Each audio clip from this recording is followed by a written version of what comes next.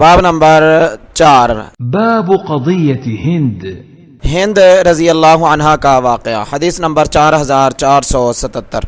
حدثني علي بن حجر السعدي حدثنا علي بن مسهر عن هشام بن عروة عن أبيه عن عائشة قالت: دخلت هند بنت عتبة امرأة أبي سفيان على رسول الله صلى الله عليه وسلم فقالت: يا رسول الله، إن أبا سفيان رجل شحيح لا يعطيني من النفقة ما يكفيني ويكفي بني إلا ما أخذت من ماله بغير علمه، فهل علي في ذلك من جناح؟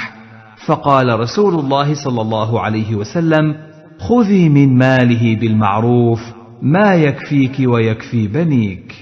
حضرت عائشہ رضی اللہ عنہا بیان کرتی ہیں کہ ہند بنت عتبہ رضی اللہ عنہا حضرت ابو سفیان رضی اللہ عنہ کی بیوی رسول اللہ صلی اللہ علیہ وسلم کے پاس آئی اور کہنے لگی: اللہ کے رسول، ابو سفیان لالچی اور حریص آدمی ہے، مجھے اتنا خرچہ نہیں دیتا جو مجھے اور میرے بچوں کے لیے کافی ہو، الا یہ کہ میں اسے بتائے یا اس کے علم میں لائے بغیر اس کے مال سے کچھ لے لوں، کیا اس صورت میں مجھ پر گناہ ہوگا؟ تو رسول اللہ صلی اللہ علیہ وسلم نے فرمایا: تو اس کے مال سے عرف اور دستور کے مطابق اتنا لے سکتی ہے جو تجھے اور تیرے بچوں کے لیے کافی ہو۔ تخریج: تفرد به مسلم انظر التحفہ برقم 17121۔ فائدہ: اس حدیث سے ثابت ہوتا ہے کہ مفتی فریق مخالف کی بات سننے کا پابند نہیں ہے، وہ مسئلے کا جواب بتا دے گا۔ جب حضرت ہند رضی اللہ عنہا نے آپ صلی اللہ علیہ وسلم سے پوچھا کہ کیا میں اپنے خامد کے مال سے جو پورا خرچہ نہیں دیتا ہے اس قدر لے سکتی ہوں جو میرے اور میرے بچوں کے لیے کافی ہو، تو آپ نے حضرت سفیان کو بلائے بغیر یہ جواب دیا کہ اس وقت کے عرف اور رواج کے مطابق تمہیں جس قدر خرچہ کی ضرورت ہو تم لے سکتی ہو۔ اور مسئلہ کی روشنی میں علماء نے یہ بحث کی ہے کہ قرض خواہ نے مقروض سے اپنا قرضہ لینا ہے لیکن وہ دیتا نہیں ہے اور اس کے ہاتھ میں مقروض کا کچھ مال آ جاتا ہے، تو کیا وہ اس سے اپنا حق کاٹ سکتا ہے؟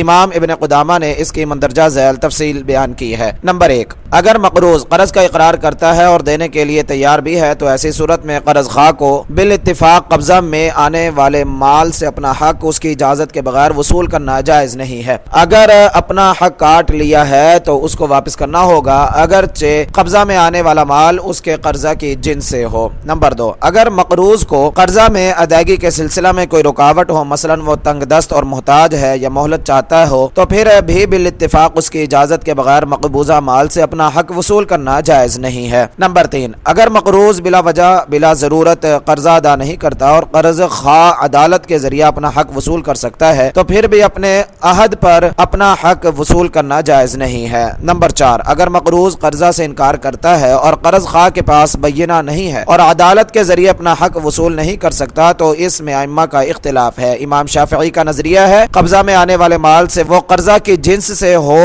یا نہ ہو اپنا حق وصول کر سکتا ہے۔ امام مالک کا ایک قول یہی ہے۔ امام احمد کا مشہور قول یہ ہے وہ مقبوضہ مال سے اپنا حق وصول نہیں کر سکتا، اس کو وہ مال دینا ہوگا اور اپنے قرضہ کا مطالبہ کرنا ہوگا۔ امام مالک کا دوسرا قول یہی ہے۔ امام ابو حنیفہ کا قول یہ ہے کہ اگر مقبوضہ مال قرضہ کی جنس سے ہے تو پھر جائز ہے وگرنہ جائز نہیں ہے۔ امام مالک کا تیسرا قول یہی ہے۔ المغنی کتاب الدعاوی والبینات جلد نمبر 14 صفحہ نمبر 339 340۔ احناف متاخرین کا فتویٰ امام شافعی کے موقف کے مطابق ہے۔ تکملہ جلد نمبر 2 صفحہ نمبر 580۔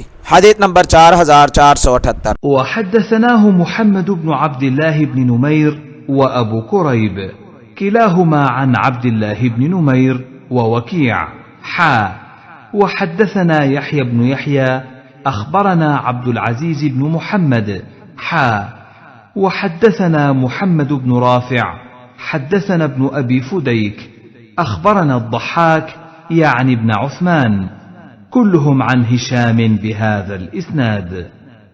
امام صاحب نے مختلف اساتذہ کی 3 سندوں سے ہشام کی مذکورہ بالا سند ہی سے یہ روایت بیان کی ہے۔ تخریج: طریق محمد بن عبد الله بن نمير وابي كريب عن عبد الله بن نمير وطريق يحيى بن يحيى وطريق محمد بن رافع تفرد بهم مسلم انظر التحفہ برقم 16960 16993 وطريق محمد بن عبد الله بن نمير وابي كريب عن وكيع اخرجه النسائي في المجتبى في آداب القضاء باب قضاء الحاكم على الغائب اذا عرفه۔ حدیث نمبر 4535 وابن ماجہ في سننه في التجارات باب مال المرأة من مال زوجها جی ہاں، حدیث نمبر 2293، انظر التحفہ برقم 17261، حدیث نمبر 4479۔ وحدثنا عبد بن حميد أخبرنا عبد الرزاق أخبرنا معمر عن الزهري عن عروة عن عائشة قالت: جاءت هند إلى النبي صلى الله عليه وسلم فقالت: يا رسول الله، والله ما كان على ظهر الأرض أهل خباء أحب إلي من أن يذلهم الله من أهل خبائك، وما على ظهر الأرض أهل خباء أحب إلي من أن يعزهم الله من أهل خبائك. فقال النبي صلى الله عليه وسلم: وأيضا والذي نفسي بيده. ثم قالت: يا رسول الله، إن أبا سفيان رجل ممسك، فهل علي حرج أن أنفق على عياله من ماله بغير إذنه؟ فقال النبي صلى الله عليه وسلم: لا حرج عليك أن تنفقي عليهم بالمعروف. حضرت عائشہ رضی اللہ عنہ بیان فرماتی ہیں کہ حضرت ہند رضی اللہ عنہ نبی اکرم صلی اللہ علیہ وسلم کے خدمت میں حاضر ہوئیں اور کہنے لگی: اے اللہ کے رسول، اللہ کی قسم، زمین کی پشت پر کوئی گھرانہ نہ تھا جس کی ذلت و رسوائی آپ کے اہل خانہ کی ذلت سے زیادہ محبوب ہو، اور اب روئے زمین پر آپ کے اہل خانہ سے زیادہ کسی گھرانہ کی عزت مجھے محبوب نہیں ہے۔ تو نبی اکرم صلی اللہ علیہ وسلم نے فرمایا: اس میں اور اضافہ ہوگا، اس ذات کی قسم جس کے ہاتھ میں میری جان ہے۔ پھر اس نے کہا: اللہ کے رسول، ابو سفیان ایک بخیل آدمی ہے، تو کیا مجھے کوئی گناہ ہوگا اس صورت میں کہ میں اس کا مال اس کے عیال یعنی اہل خانہ پر اس کی اجازت کے بغیر خرچ کروں؟ تو نبی اکرم صلی اللہ علیہ وسلم نے فرمایا: تم پر اس صورت میں کوئی گناہ نہیں ہے کہ ان پر دستور کے مطابق خرچ کرو۔ تخریج: اخرجہ ابو داود فی سننہ فی البیوع باب فی الرجل یاخذ حقہ من تحت یدہ، حدیث نمبر 3533، انظر التحفہ برقم 16633۔ مفردات الحدیث: ایضا،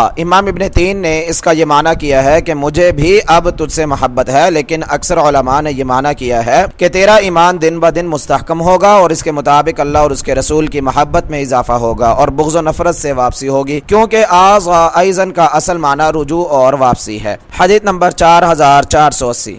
حدثنا زهير بن حرب حدثنا يعقوب بن إبراهيم حدثنا ابن أخي الزهري عن عمه أخبرني عروة بن الزبير أن عائشة قالت: جاءت هند بنت عتبة بن ربيعة فقالت: يا رسول الله، والله ما كان على ظهر الأرض خباء أحب إلي من أن يذلوا من أهل خبائك، وما أصبح اليوم على ظهر الأرض خباء أحب إلي من أن يعزوا من أهل خبائك.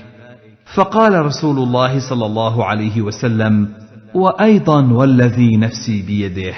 ثم قالت: يا رسول الله، إن أبا سفيان رجل مسيك، فهل علي حرج من أن أطعم من الذي له عيالنا؟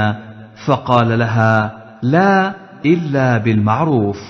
حضرت عائشہ رضی اللہ عنہ بیان کرتی ہیں کہ حضرت ہند بنت عتبہ بن ربیعہ رضی اللہ عنہ آئی اور کہنے لگی: اے اللہ کے رسول، اللہ کی قسم، روئے زمین پر کوئی خاندان نہ تھا جس کی ذلت و رسوائی آپ کے اہل خانہ کی ذلت سے مجھے زیادہ پسندیدہ ہو، اور اب کوئی گھرانہ ایسا نہیں ہے جس کی عزت آپ کے اہل خانہ کی عزت سے زیادہ مجھے محبوب ہو۔ تو رسول اللہ صلی اللہ علیہ وسلم نے فرمایا: اس میں اور اضافہ ہوگا، اس ذات کی قسم جس کے قبضہ میں میری جان ہے۔ پھر کہنے لگی: اے اللہ کے رسول، ابو سفیان کنجوس آدمی ہے، تو کیا مجھ پر اس میں گناہ ہے کہ میں اس کے مال سے اپنے بچوں کو کھلاؤں؟ تو آپ نے فرمایا: نہیں، مگر خرچہ دستور کے مطابق ہو یا خرچ رسم و رواج کے مطابق ہو۔ تخریج: تفرد به مسلم، انظر التحفہ برقم 16617۔ فائدہ: اس حدیث سے ثابت ہوتا ہے کہ بیوی اور بچوں کا نفقہ یعنی خرچہ اپنے دور کے دستور کے مطابق خامد کے ذمہ ہے، اور ائمہ حجاز کے نزدیک عورت اگر اپنے ماں باپ کے گھر کام کاج نہ کرتی ہو یا بیماری وغیرہ سے کر نہ سکتی ہو تو پھر خادمہ مہیا کرنا خامد کی ذمہ داری ہے، اور احناف کے نزدیک یہ اس صورت میں ہے جب خامد مالدار ہو، اور بقول بعض اس کا مقصد یہ ہے اگر عورت کے ساتھ اس کی لونڈی خدمت کے لیے آئی ہے تو اس کا نفقہ خامد کے ذمہ ہوگا۔ یہ مقصد نہیں ہے کہ اجرت پر اس کے لیے خادمہ رکھی جائے گی۔